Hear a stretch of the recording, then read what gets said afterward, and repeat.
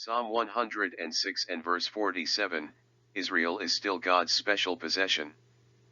Verse 47 pleads, "Save us, O Lord our God, and gather us from among the Gentiles, to give thanks to your holy name, to triumph in your praise." The prayer is that Israel's Lord would gather them from among the heathen.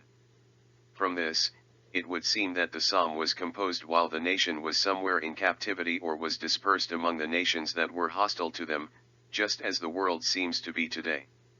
The prayer draws on history, wherein former diasporas, when God put Israel out of the land, then God would show mercy and restore his faithful people when his anger was sufficiently satisfied.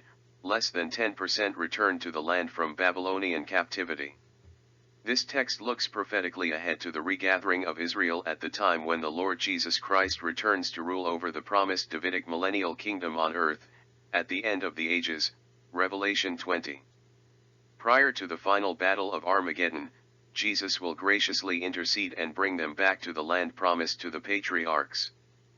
I would like to take the time to quote an extensive number of confirming passages here because there is so much false doctrine being espoused in religious circles, teaching that God is done with Israel and has replaced her with the church. The church is indeed the wild branch being grafted into the olive tree of redemption, but the root and the stem are unchangeable.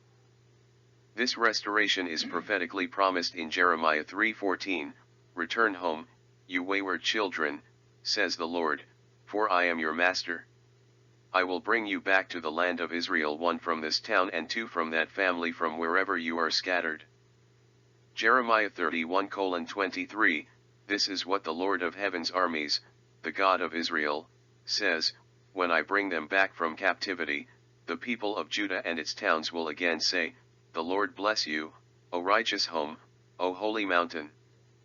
Ezekiel 20:41, "When I bring you home from exile, you will be like a pleasing sacrifice to me.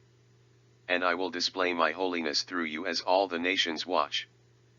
Ezekiel 34:13, "I will bring them back home to their own land of Israel from among the peoples and nations. I will feed them on the mountains of Israel and by the rivers and in all the places where people live." Zephaniah 3:20, "On that day I will gather you together and bring you home again.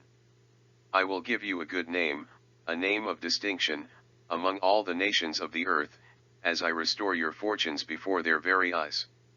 I, the Lord, have spoken." Zechariah 8:8, "Will bring them home again to live safely in Jerusalem. They will be my people, and I will be faithful and just toward them as their God." The goal of the Hebrews' prayers for restoration is so that Israel may give thanks and praise him, rejoicing in his people. Jehovah always desires to restore and regather a faithful remnant of the nation of Israel back into the land of their forefathers as he promised in the Abrahamic covenant.